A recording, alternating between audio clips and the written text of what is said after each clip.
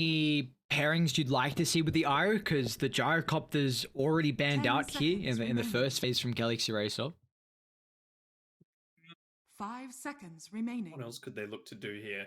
I think it's heavily going to depend on what the next two picks are, right? Because you could even just go like, oh, could you do that? I'm thinking like a super greedy build where you go a Slardar paired together with it, and it's one of those few heroes that can actually fight into the Monkey King with all of that extra attack speed. So Radiant team or a Sven, perhaps. Void incarnate. another spirit hero for Alacrity. They don't again have the easiest way to deal with him. I mean, Mars, Mirana, both skill shot, so they're gonna need a form of an instant 10 stun to seconds come remaining. somewhere. I'm kind of 5 hoping that we're going to seconds see remaining. like some kind of cheeky play with the Void Spirit. I think I've only seen it maybe one time before, where like you're setting up on a key target, it's clear that the IO is going to be going for a relocate play, and so he just tosses an Aether Dire Remnant team in pick. between, so that the IO actually gets hit by that, and it cancels the reload. If anyone's going to be able to do it, it's Alacrity. He's on that level. I wonder if even Boom opt for the counter to the position 2 at the moment, like a Storm Spirit potentially, because 10 it's another seconds great way to remaining. set up for the IO global relocate potential. They 5 might be a bit seconds worried. remaining. Like, you have to make the choice now. Do you go for the IO pairing, or do you go for the Void Spirit counter? And whatever you Radiant do, team it's going to be F. banned out in the next phase. So just, I'm all Boom. I don't know about you, but I'm all Boom. It is a nice Darkseer game though for Galaxy Racer. That is what I have to say, right? Like it's going to pair together well with the Pangolier. Eventually, you're going to be able to put the Ion Shell once you've got your Aghanim Scepter onto 5 either the seconds Monkey King or the remaining. Void Spirit, and it's going to be great on both. And then you've also got the Vacuum set up for a Monkey King Boundless Strike, for a Rolling Thunder, for a Void Spirit, and all of his damage. So, I mean, it's kind of bad into the Surge, of course, but in terms of team fight setup and in terms of what we've seen Mizu excel on, it's definitely a possibility. Are there any other kind of boxes they need to check off in regards to Galaxy Racer? Is it Radiant mainly team team fight that you're looking for?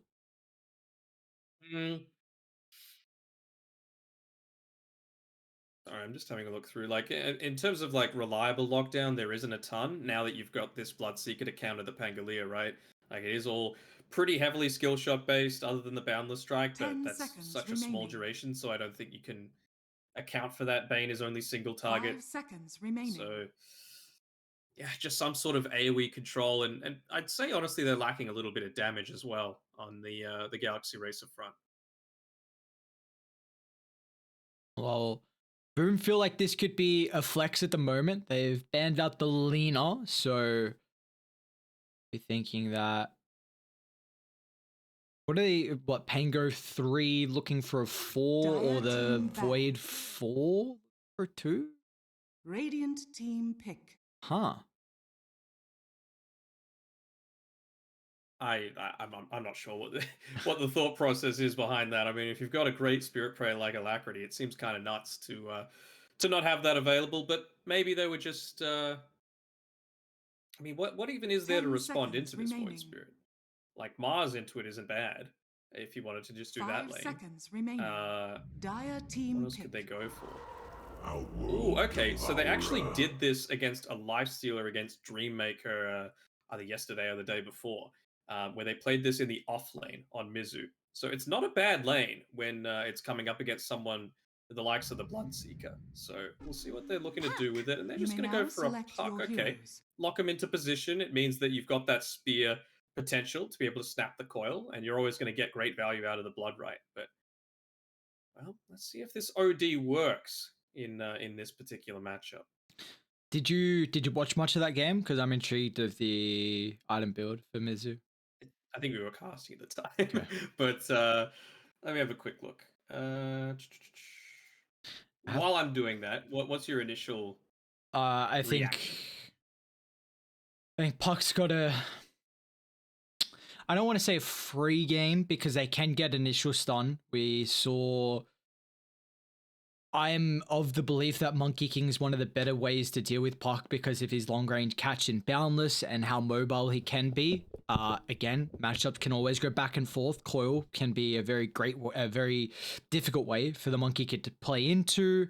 Also the Void Spirit as well, the Silence Coil, but Void Spirit can also go into the Yule Scepter. So it's not a free Puck game. It's an incredible Puck game though. So Yopaj, still another playmaking hero for him. It's another great way to set up across the map. Like Io really lacks team fight, lacks catch, and setup. And those three things are where you need to fill the holes in on all the other heroes, and they've done just that. So I like Boom. I said as soon as the Bloodseeker was picked up, I'm favoring the Bloodseeker. So yeah, I'm Boom. Okay. Just for your information and everyone else's. So the item build that the OD went was the Meteor Hammer into he actually got out before and he kind of boots, so into Treads, Blink Dagger, Aghanim Scepter, Aeon Disc, and they absolutely dumpstered the lane with it. In this game in particular, you know what I want to see the OD pick up? I want to see the new Aghanim Shard, because it's one of the few ways that you're going to be able to snap the Puck Coil and get out of the Arena of Blood. So I want to see if they're able to do that. Have the movement speed while inside the Astral. Huh. I actually haven't tested if you still take the damage from snapping the coil, but I'm assuming no. Like, the only thing else that goes through the Sanity's, the Astral is Sanity's Eclipse, so... I think I've seen it once so far. Man, CTM loves his taunts. He was spamming the Bane one in game 1. Now he's got this new IO. Why wouldn't you spam the cheese? Very true. It's is that the newest edition? Haven't seen the IO one. Yeah, it's pretty new. The question mark. No, poor old Emo can't play the position 2 IO. Never know. maybe he has to just for the backstory now. A month away until TI. Anything could happen. Pull out some strats. Said anything can happen. Will be a 2 for 2 with the bounties. Yokem does cost him a little bit of his health pool, however, but it's so where do you feel like the playmaking is going to come through for the side of Radiant? Because they've got another Pango with a Bane support. Are that going to be issues with how you can make plays across the map? Not necessarily, right? Because it's all going to be on Alacrity, but it's not like he needs to make them on his own, right? He's got the Bane who can set up for his Aether Remnants with the Nightmare. You've also got the OD, right? Where if he chooses to rotate to the top side, just use the Astral Imprisonment to set up into your Aether Remnant, and then you can dish out a ton of damage after the fact. Well, it looks like they don't want to play the lane head-to-head. Okay, once again, just... It feels like still a crazy mechanic in the game, just the pull shenanigans, at least, against some tough matchups, it can give you an opportunity to play around that. So looks like they're looking to just get out of dodge up top. However, the other side lane, this is where Galaxy Racer can definitely look to battle up against Boom. Yeah, for sure. I mean, once it's they're waiting for their level 2 timing right now on Boom. Just for the initial safety of play hard, it's going to enable him to play a lot more aggressive. You can see he's got the Fairy Fire there just for a little bit of the extra damage, going for some stats with the Circlet. And yeah, as soon as you've got those leap charges, you can afford to perhaps be a bit more greedy. Such a limited imagination you have. What about the mid lane here between Alacrity and Yopaj? At the moment, it's looking pretty even in regards to CS. Is there a stage where this might turn on its head? Not particularly. I feel like both of them are solid enough mid laners that they're just going to feel confident enough to trade. They're not going to look to try and overextend. The kill threat really isn't there for either of them, considering how mobile they are. See, So I think the key thing is going to be who makes the first move as soon as level 6 is up for either of them, and how the other one reacts to that is going to be the key component there. Right now, the Puck, missing the arrow there, was play hard. Very uncharacteristic, and missed salving as well. He was basically full HP. Oh. See how much that's gonna cost him down in the bottom lane, but Alacrity is taking a bit of damage mid at the moment. We might see with the next timing coming through from the runes if there's some congestion. Alacrity. They've got the silence on Yopaj. Unfortunate with the miss uphill though, so won't be able to punish the Void Spirit. I think Yopaj, if Alacrity is the one to make the first move, obviously you just respond to that. Alacrity? He's gonna go for the kill here. Oh. So close, man. If Yopaj is the one to make the first move, though, it Dire's needs to top be into the tower is master lane, under right? attack. Because IO, Bloodseeker, they don't do anything to be able to set up. Oh, did I? This Oh, nice play! place like this Okay. CTM. You gotta tip your hat when it's due. You definitely have to. And I, giving up first blood there, you take that. He's gonna be down for a while, so this is still pretty much a full creep wave that's going to be missed. He also didn't get the bounty rune as well, but you don't give up first blood. It's a nice thing. Small victories. Yes. This little ball of light is actually doing so much. It's just getting multiple stacks off. They're looking to chase down Yokam, like you mentioned before, stealing the bounty rune. Being Dire's Mid lane? middle tower is under In a bit attack. of the trouble here, Puck. nightmare.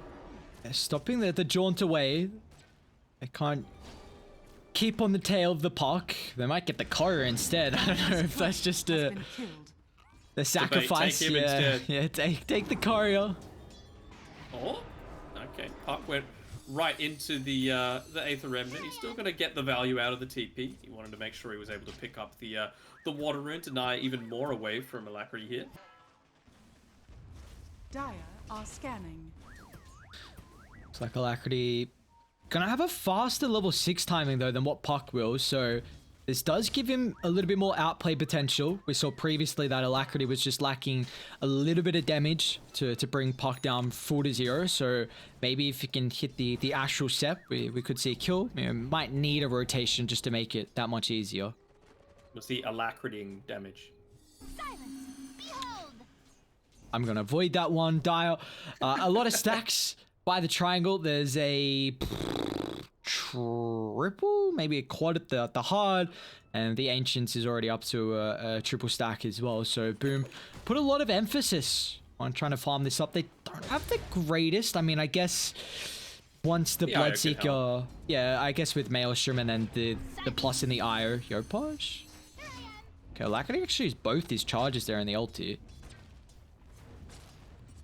I think, did he hit Yopaj with them, or did he hit the creep wave? Because I feel like that was the bigger priority in just making sure the siege creep is as low as possible. Bottom lane, Polo Sun falling low with the Thirst. We'll see how this can enable some of the side lanes, but Bloodseeker's not there. I believe he was aiming both for Yopaj. Still doesn't have level 6 as well.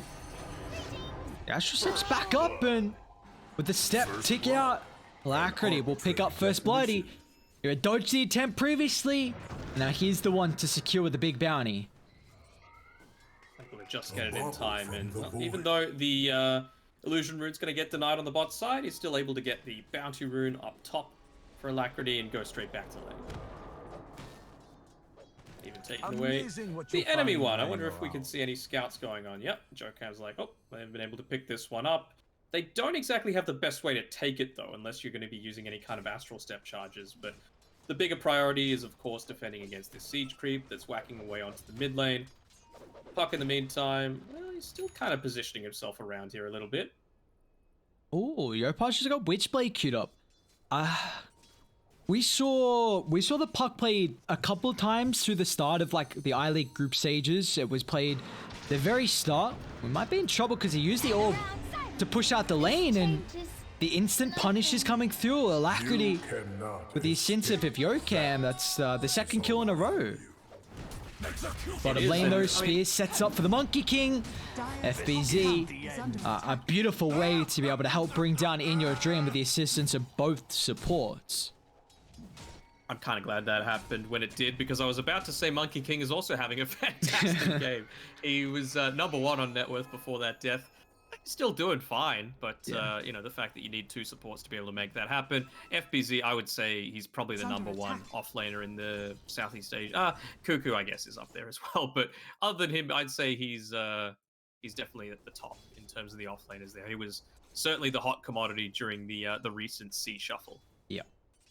It feels like he's got a wide hero pool, and he plays all those heroes pretty much to an exceptional level. So it's a huge reason why he was that hot commodity, like you were speaking about. But for You Gully, even go for this kill here. It's a nightmare with a Monkey King looking to be used for the setup, but you've got the arena. yeah, might just drop it defensively. Of course. They also scan just to make sure if there's any TPs coming through. It'll connect now at the last second, but there's also a 3-man smoke rotation. So in your dream, he's got to get out super fast. Go down to the kind of the southeastern tree side, and it's going to be the bane that will be the cost here of this 5-man move. You got to TP out, my friend. Everyone's down here on the bottom side, maybe just not wanting to be instantly Radiant's bottom responded to. tower is under He attack. jumps into this. He is just dead meat.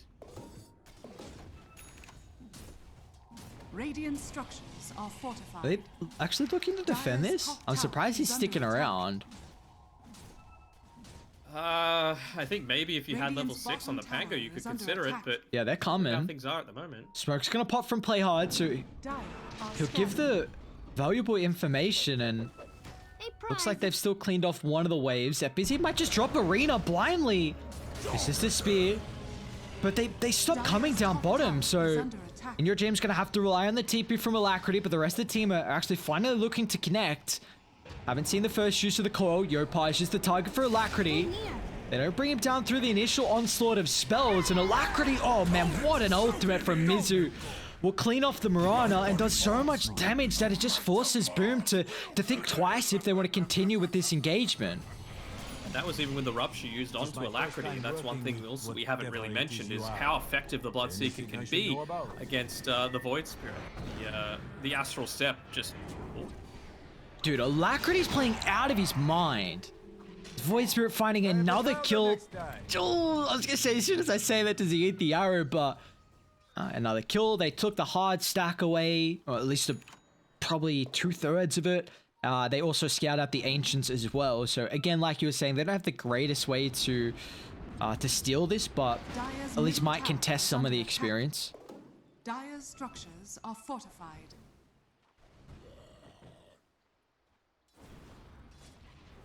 Spoil that shot.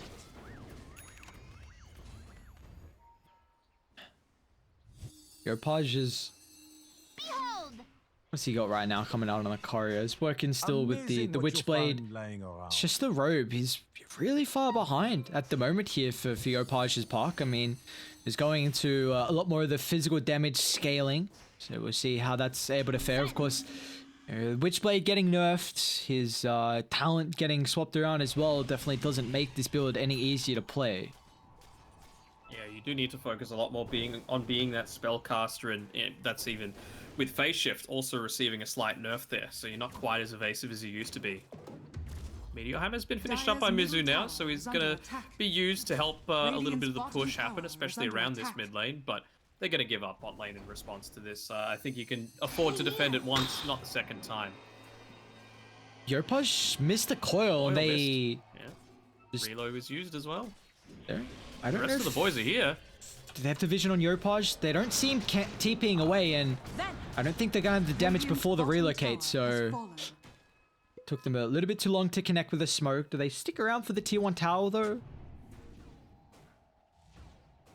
I think they're happy to just have in your dream push out this top side a little bit, perhaps force the defense out so that they can make plays elsewhere on the map. But at least he's going to have his Maelstrom available. Certainly having a much better game than his Medusa in game number 1. Dire's top tower is Yeah, under attack. without a doubt here from the Monkey King, and Radiant's a hero that we saw bottom tower is under SMG attack. have a lot of success with in our first series, and overall definitely feels like it's one of the better position ones at the moment. But Still got a very even game. It was pretty action-packed lane, but overall looks like the early game starting to slow down a little bit as either position one's trying to hit their farming accelerant with the Maelstrom, which they do both have now completed.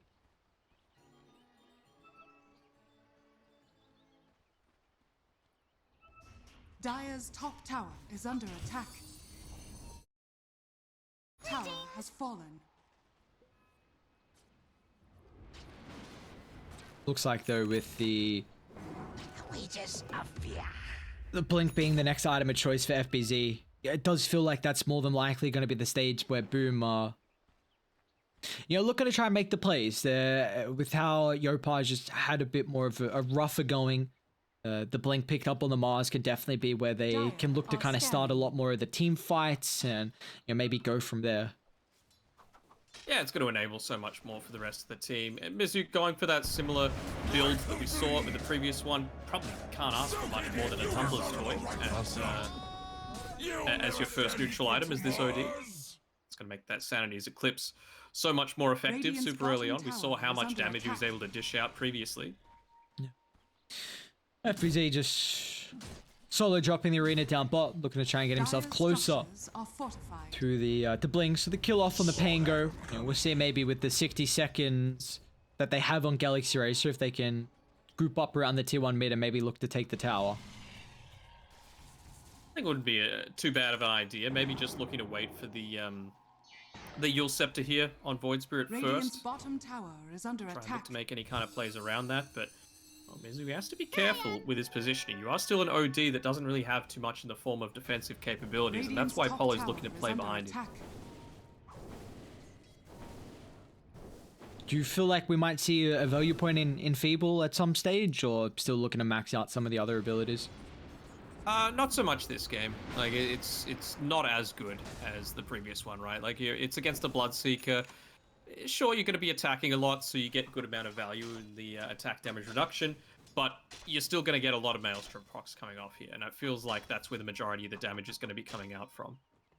You compare it with, like, a Deucer, right? Like, you are dealing not too much in the form of right clicks, but when you are hitting, you're hitting fairly hard.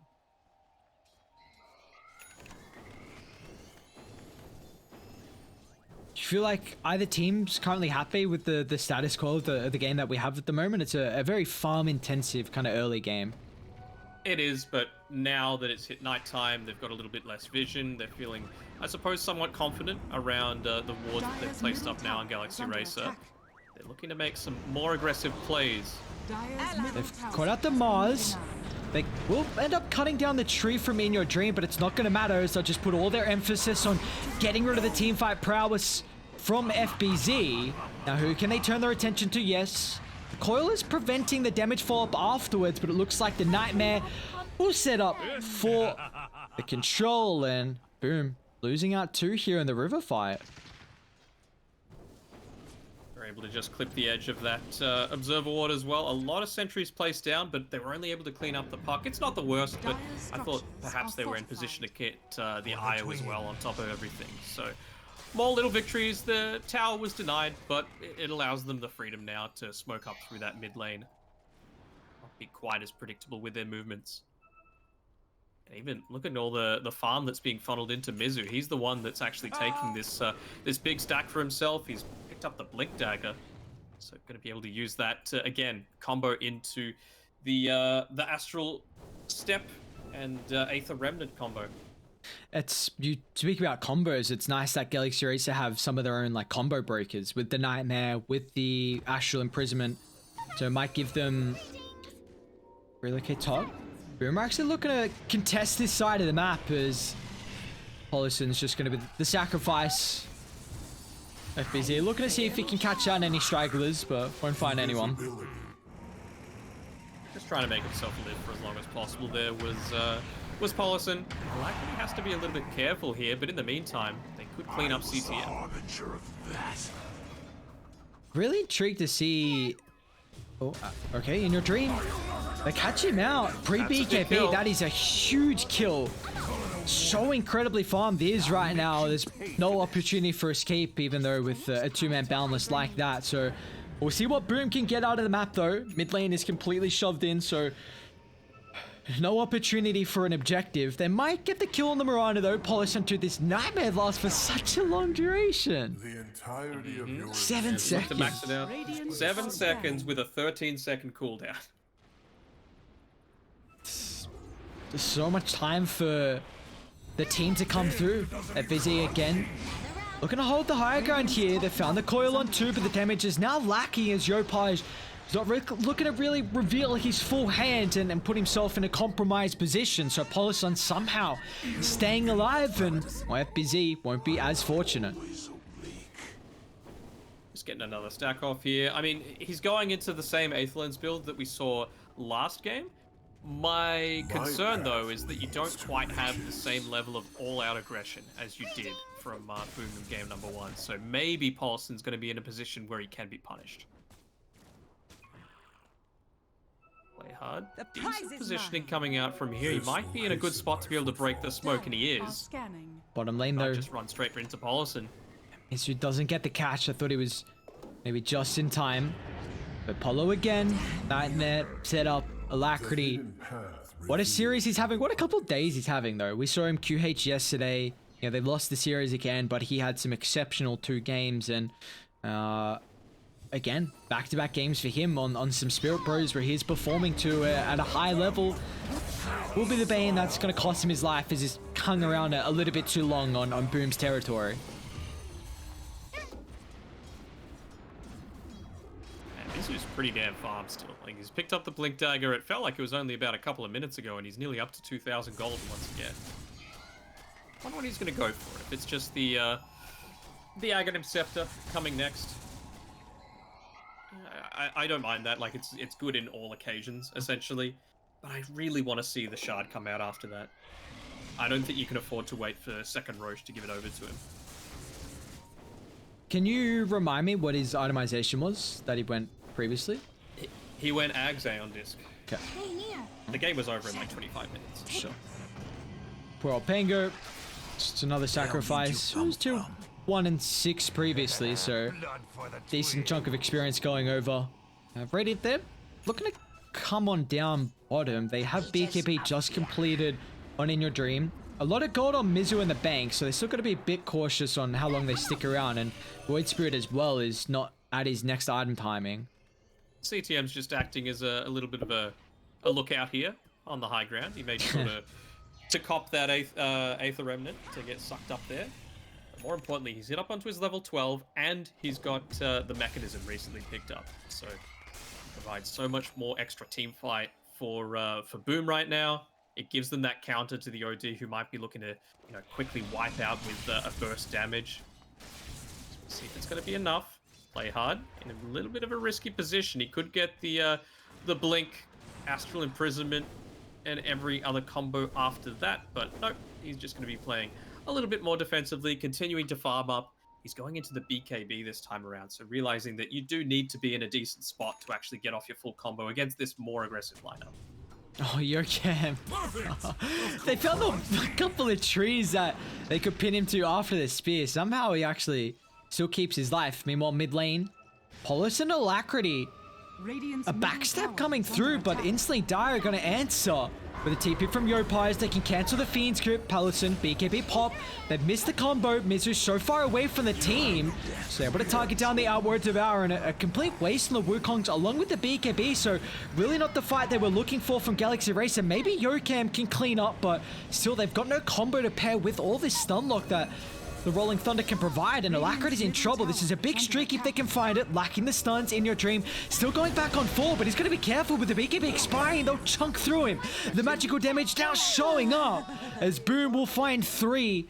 They might be able to make it a 4th, but going this deep behind the T3 towers is not on the cards. It's a big dive, and well, Palos, he's really showing up for his team as well. A very clear net worth advantage for his team. Of course, assisted by an IO. It always makes things a little bit easier, but just his target prioritization, he's always making sure to use the Rupture on the correct targets, and even just his placement of the Blood Rights, not even just for the damage all the time, but to provide a little bit of an extra layer of protection to his supports on the backline. Yeah. And it's got to be said as well, man. The fact that Yopaj is second in net worth is incredible. Hold that thought. Most supports on Galaxy Racer. Maybe thinking their triangle was free. Mizu's going to jump in. He misses the Astral defensively. And now he's going to be punished here as Execration just surround him. Boom surround him. But a huge boundless from In Your Dream. Yokem can follow up and bounce back off the secret shop. In Your Dream looking to continue with the man fight, but the BKB pop. The FBZ is just using the arena as defensively as possible, but it's a Bloodseeker once again. It's his show, and his show only for the team fight. Just charging in forward, looking to clean up as best as he can. He'll tear down the monkey afterwards and make it a 5-man wipe. At least that time around, In Your Dream was able to get the triple kill from that, but yeah, the 5-man white coming through from Boom. It's on the back of CTM's IO. Like, he's just so tanky. It's ridiculous how much he was able to soak up there. I think he had the last remaining remnants of his infused raindrops, which meant that, you know, he was able to soak up that initial burst damage, able to get off the second mech. You know, it was a great combo coming out from Galaxy Racer, but yeah, unfortunately, at the end of the day, it wasn't enough with all the sustain that they have on their team. Are you surprised with how Chris Boom looks? Because this is a new roster. They haven't had a lot of time, more than likely, to scrim. You're going up against a team with Galaxy Racer who... They're a solid team. They are a no-joke team. They look really good through a lot of tournaments. They've had a lot more time than Boom to be able to practice and work on the chemistry and the execution. But Boom just look like they're gelling on another level. They do. I'm seeing like they're running a lot of this IO so far on Boom. I want to say, like, I want to see more than the Bloodseeker, but they've done that. You know, they've been playing the Sven, they've been playing the Monkey King, they've been playing a Gyrocopter. So it's not like Palos is this one-trick pony. It just happens to be making this work right now. Excellent. For the And, I mean, CTM had a very strong IO on Neon as well. Like, he had that in the arsenal, and my god, it's not an easy hero to learn, and not just for yourself, but for your team as well. Like, you really need the chemistry as a two, and the fact that Palos and CTM already have it, and they've got to set up a down bot. Opars the coil. They have any extra chain lockdown. Alacrity, nice play with the Yules. It doesn't get full distance out of the Astral Sept, so they can still chase him down. This might give an opportunity from Radiant to cut out some heroes solo top, but play hard. He's actually going to find Bane alone. Monkey King was just a little bit away the arena. I think cut down the tree. So Monkey can't get the damage into the moment. He's going to jump in straight inside the arena thanks to the long duration timer. They just lock him in place, but boom. Cutting off the retreat. They'll target down Bane. Can they find anyone throughout the western tree line? They're still hunting further and further down. Looks like Yokem with the target here. Fortunately, doesn't have kind of as much mobility as what the Monkey King does. Gotta be careful to lead them towards In Your Dream. Or maybe he's just looking to bait.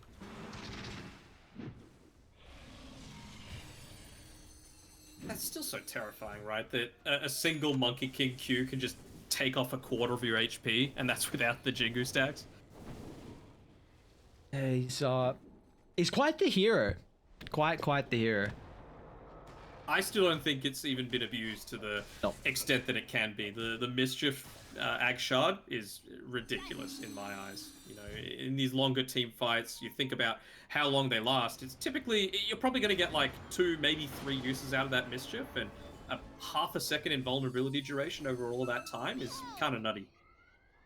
I just can't wait to see TI, where we get to see the likes of some of the global position 2 players on how they could flex the Monkey King. You know, of course, Thompson always comes to mind as Boom looking to continue to control the map. It's been all the Yopaj show as well, however, after the laning stages, he'll dodge the Rolling Thunder. Get out of this. It's just another one as Mizu won't fall. Oh, sorry, Mizu won't get away, and Yokem won't either.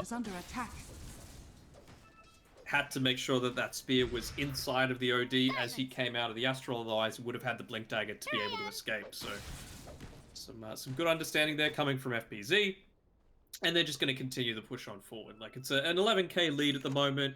What's the win probability? Over 90% at the moment. Bottom tower is under attack. I do have to wonder, like, it's a long way for this Sheepstick to come out here for the OD. I mean, they're assuming that they want to be trying to lock down the puck initially, so he's not able to get off the overcharge, he's not able to use the mech and get a ton of that save potential onto the rest of his team, and without the puck, they don't have that save, right? You need to drop the Dream Coil on the puck, and you've got the BKB on the Monkey King to be able to burst through all of that.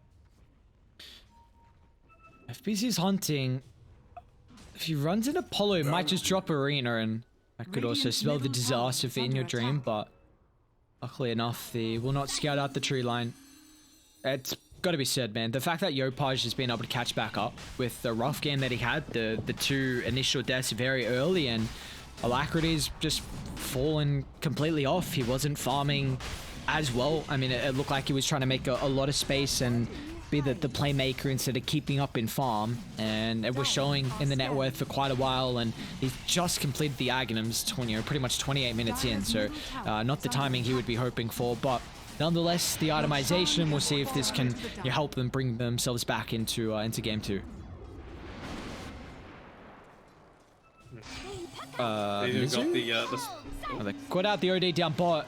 This is what we were speaking about in the draft, man. The fact that you have multiple heroes on the map, like all 3 from Boom can set up. The Puck, the Mars, and the Mirana, because he's gone Your Scepter. It's just makes it so difficult now to play the map on Galaxy Racer. You really have to be in and out as quick as possible.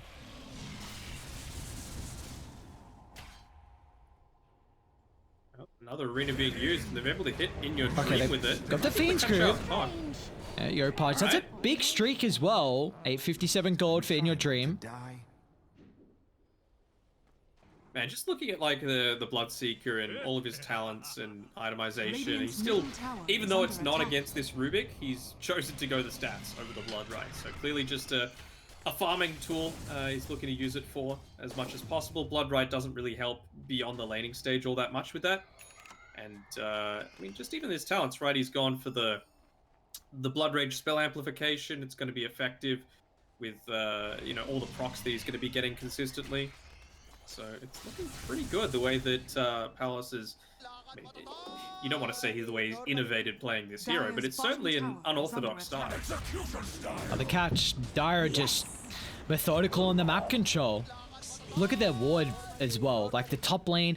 I've been such a huge fan because we haven't seen the change in the map through 7.3, but everyone is so used to the ward's positions on these higher ground locations. Just popping them in the lane, it can just give you so much information when someone's looking to go out and try and shove the lane out and just delay the game as long as possible. But it's all Boom right now. But then you can also like next level mind game people and say, oh, they're not going to place these wards in obvious spots. Yeah. Meanwhile, they've got it in the most obvious spot in the tri-camp as well as the Radiant Junction. It's quite the skill game. It's quite the mind game as well. Warding, it's its own intricate game. Supports can froth that on how if they can win the battle, you can be alright. Bit of a mistake there. They ended up smoking underneath Vision. The tier 2 tower obviously providing more vision than a tier 1. So Boom, their rotation to try and get another kill. It's not going to work out this time. Making a play more towards the top side of the map, our Galaxy Racer, and yeah, eventually they do get rid of that key observer ward. But you just see the difference, right, with Paulson having gone into the Aether Lens. Previously it was like, oh, well, nothing's going to be able to catch me because I've got the rest of my team going in on the front lines. And when you think about it, it basically has to entirely be Alacrity, and he doesn't have the same level of survivability as we saw with Yopaj's Earth Spirit or a Lycan. What do you feel like Dire can get out of this Aegis? Are they just content with all the outer towers and looking to now suffocate Galaxy Racer inside the base? Potentially. I mean, I think they're looking for perhaps the level 25 on the puck. He's got his Tome of Knowledge, I believe, coming out to him. He's waiting on the career alongside the Aeon Disc. So, I mean, it is such a key timing for them, but they've seen that this OD's been building into the Sheepstick for the longest time. So if I was them, I would probably look to put a bit more emphasis onto Mizu, but to his credit, he's staying inside the base for a lot of the time. So I think they might just need to be content with the fact that, okay, he's going to get this item, but while he's doing that, let's get our items in the meantime. And for Palos is finally Polos so close. Poloson's finally completed the Aghanim shard. He hadn't even considered it for the longest stage, but now feels like he's well and truly slotted where he can go into this. Radiant are Honestly, I feel like there Wait, who's got it? is the Bloodseeker. Hold that thought. Down bot, Alacrity. He's used all his ultimate charge. He's gonna go back in and try and clean off Yopaj, but he had no escape. I just hope for the kill. Do whatever you can, but unfortunately for him, it's gonna cost him his life. And that's level 25 as well. So the extra Waning Rift AoE and range means that your life as a support is basically over when combined together with the Waning Rift cooldown that you get at level 20. Welcome. You know, just a 7-second cooldown with a 4.25-second silence. It seems pretty balanced. They're gonna try and start on the Bloodseeker.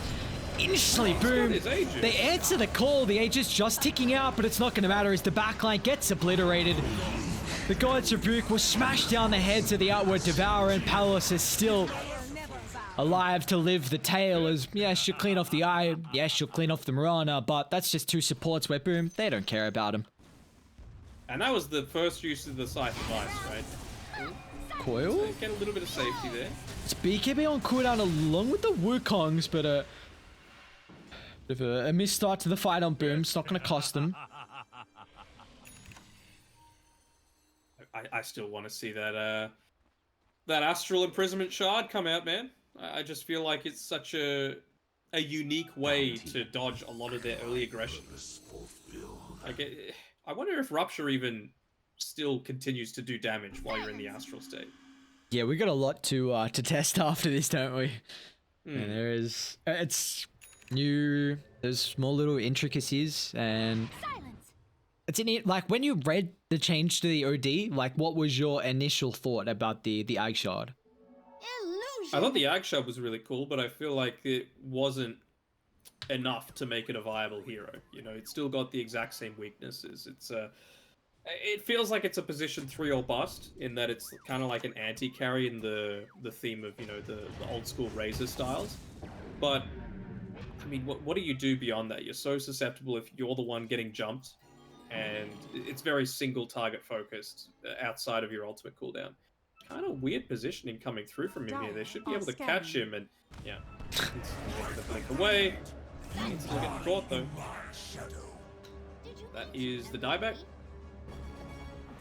70 seconds on the deck for the Bane. The only buyback that was used out previously. I mean, Galaxy Racer have, along with Boom, but Galaxy Racer have great ways to take a team fight around a choke point. So maybe with a high ground siege, they can get hopeful with a strong Wukong setup as well. Speaking about the potential of the Wukong, Shopaj, that psychic headband to pop the coil there, a cute way to start into the relocate, man. Yopaj is just, he's styling on the boys now.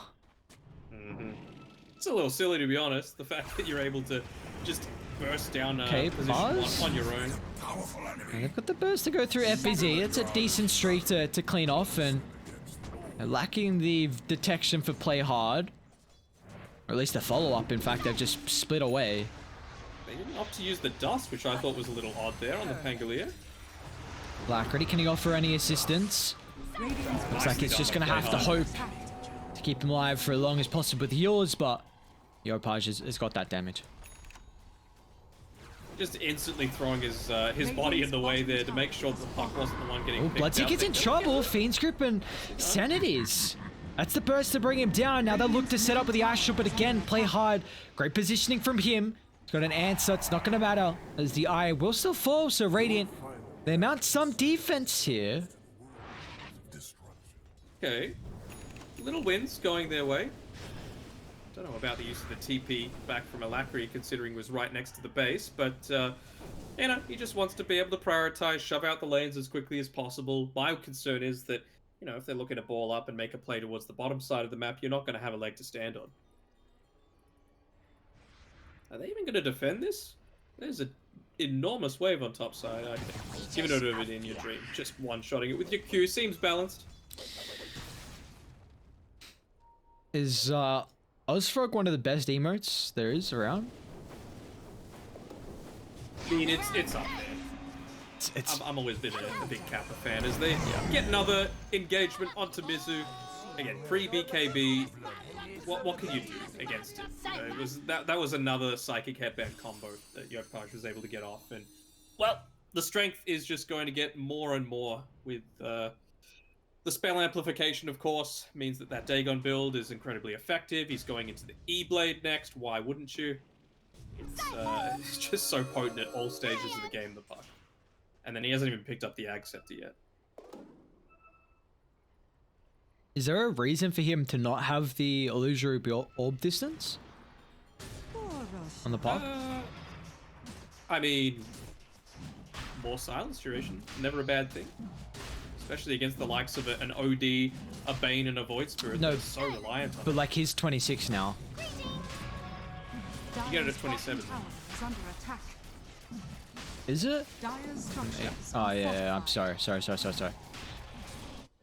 I'm like, hang on, what's going on here? I'm like, So he'll get it now after Rush goes down. what am I missing, dude? Is he just? Is there no point going for it? Like, what am I? It's just the. All right, Aegis It picked throws up. him off too much. Yeah. What? Look at that orb go. Alright, Aegis on Palos. We got Aghanim shot on FPZ. Was that just second rush of the game? 38 minutes in? Okay. Yep. The first one was at like very late, 25 minutes or something like that. Did you know how long I was like trying to think of the reason why he wouldn't go for the orb distance? I was like, hang on, what's going on, dude? Is this like? I better not say. I don't want to sound stupid. But why?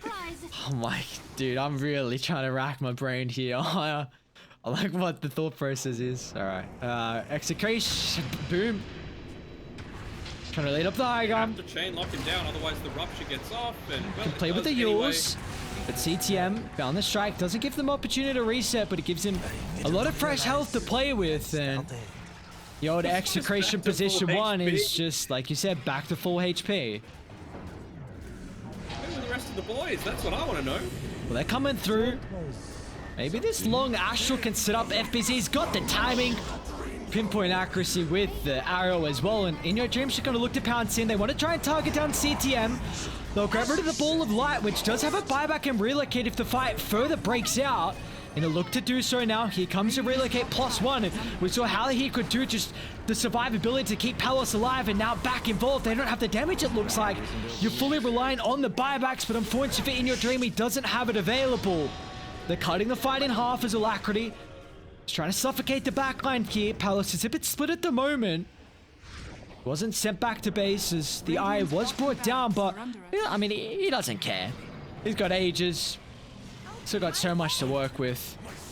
Alacrity though, once again, he gem on the deck, doesn't have the time to pick it up. Palos is going to lose the first life. Remnant on cooldown. So they're going to try and charge up the Meteor Hammer. They get the connection. Is the BKB available? It's still on cooldown. In fact, the chain lockdown. Palos is so survivable, though. The blink into the arrow on Mizu. It might cost him his life. However, the chain control. Lotus up once again. They'll bring him down. A dieback here for the OD. Now Palos, he can go to work. He'll rip apart Yocam. They've got the voice lines to give them the power. Alacrity, the next off the chopping card. He's going to actually try and go for Mirana. He won't be able to bring him down from 4 to 0. Yes, he's got a buyback. He's looking to do whatever he can to keep them afloat, but with 3 heroes down, all that don't have buyback, the hopes of them tying it up or even having an opportunity to drag it out is very, very slim. Has fallen. Yopaj even TPing all the way back to make sure he picks up that arcane rune for himself. Bot lane still pushing in, so not even needing the creep wave to continue the pressure on forward. And one of the other big differences that we saw with the Bane in game 1 versus now is that when the Arena of Blood was dropped, Nightmare wasn't used to be able to save him, so there was no disengage used to try and counter things out there. Force the buyback to be used, and they were able to get the clean up. Instant BKB. I don't know about this. Well, But he's going to TP out. They're going to cancel, play hard. Oh, He puts himself in a very difficult position. Even Yopaj as well. Has fallen. I'd But say in your dreams in a more difficult position. yeah. Yes, sir, indeed. Rupture, even though he's at his T4 tower. Radiant's top tower is Boom, under they attack. don't care about none of these deep objectives. It's all on alacrity. We saw how he could play the last fight, just getting up in the face, being a big nuisance. But 5 heroes on Boom, man, and they might just make it more of a strength in numbers as well. As Boom, The clip. they're gonna look to buy back here. They got OD up in a couple seconds, and alacrity's just getting chunked down. Oh my god, Radiant's top barracks are under They attack. still have a glitch. Radiant's top barracks has fallen. Here, Cam. Look at old U-turn, revert back, even just sidestep. They've got the initial stun, but as soon as they find the connection, they just have to try and retreat back to safety. The chain lockdown is just not prevalent right now from Galaxy Racer, and it looks like it's going to cost the Megas. And I mean, 30 seconds until the Monkey King's up, they're going to have to go through Is under attack. quite the deficit to keep themselves afloat. And now with the initial stun, is there any follow-up here? Alacrity, Abyssal Blade's out. Got a way to counteract any extra follow-up at the moment, but still with the silence instantly answered afterwards. A dieback here for your Void Spirit. Poor old Yocam as well. Boom. Yet to see these boys play with the new roster, with how much classing we've been doing, but they are looking on another level, man. This was a treat to watch. They are quite the roster. Tower is under attack. Yeah, for sure. There's a lot of trust. There's a lot of synergy coming through the drafting, and clearly, like we were saying before, they're not one-trick ponies. You know, they might be going for a fair bit of the IO, but we know that CTM, he's not someone that just rests on his laurels with 1 or 2 hero picks. He wants to be as versatile as possible, constantly in his pubs, trying out new things, and well, it's been working out for them. Another 2-0 for them. That brings them to what is it? 7-1 game score. Yeah, I believe 7-1. so, yeah. Yep, 7-1. Who'd they drop to? They tied Neon. versus Neon. Okay. So, Neon getting a little bit of revenge against the boys. I mean, do we feel like this is just an outplay on Boom? Like, what do we feel like some of the biggest issues are for Galaxy Racer as they can try and work on them for the later stages of the groups? I feel like the laning stage probably should have gone better if you're going to last pick this OD. You know, it's not a good hero right now, right? And it basically needs to be the perfect OD game. None of these heroes have insane int gain outside of the puck, so you're always going to get good value out of the Sanity's Eclipse. Obviously, just having more mana, he was holding on to the Tumblr's toy for the biggest amount of time, just for the extra 200 mana that he provided him. But it just didn't feel like you scaled anywhere near as well. Like FBZ, he only had about 5,000 more net worth than you. But you just consider what he was able to do with it. The Blink Arena with a BKB provides you with so much more team fight plus survivability, whereas it felt like Mizu was pickoffs or nothing, basically. And he wasn't able to save because he didn't go into the Aghanim Scepter. It was very rare that they were able to get a target pickoff, and even if they did, it was always at the cost of his own life, as opposed to getting an advantageous trade.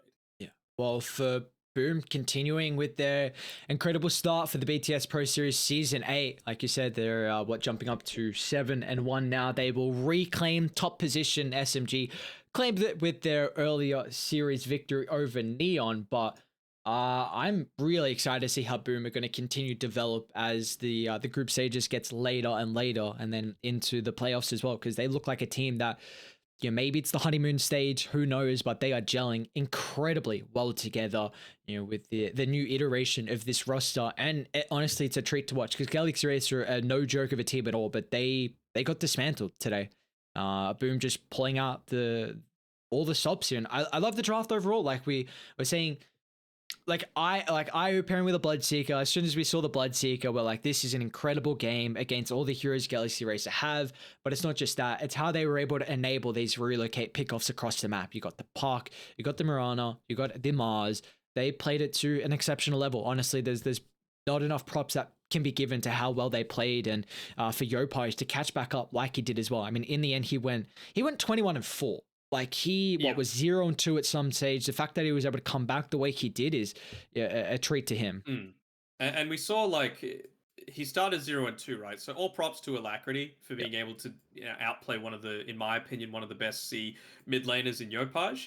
But the difference is this time around, you also had the Bloodseeker to deal with. So the fact that they picked the Void Spirit into the Bloodseeker, I believe, is a bit of a weird situation. Did they do that, or did the I Bloodseeker think come one pick afterwards? I think it was one pick after. Yeah. Okay. Well, again, fantastic drafting coming out from Boom because, like, in the laning stage, you might be strong as hell, but once the Rupture is there and available, I think they used it on Jokem a fair amount of the time, but just the threat of having it there means that Alacrity needs to be so defensive and play a lot less aggressive than he did in game number one. He still did a ton of damage, don't get me wrong. He did, like, what, 40,000 damage, double anyone else on his team, but it's not quite to the same level. It was just like, an A grade Void Spirit game rather than like S tier, So not able to get it done, unfortunately. And with that Galaxy race, they're only 1-3, I believe, so far. Yep. So only played 2 series so far. So it's not the end of the world for them, considering, they've got a lot of games to go. But still, they're going to want to pick things up if they're going to try and claim one of those top 4 spots for the upper bracket. Whereas Boom, they're looking pretty settled in there. But that's only 2 series down. We got 2 to go. Next up, Yangon Galacticos, who are one of the teams that have taken the games off of SMG, versus Dreammaker, one of the open qualifier teams. So I'm keen to see how it goes. It should be another close one. Yeah, halfway done here for day 4 of the group stages, and we got both the open qualifier teams taking on in our third series of the night. It's going to be an exciting matchup. Stay tuned till then.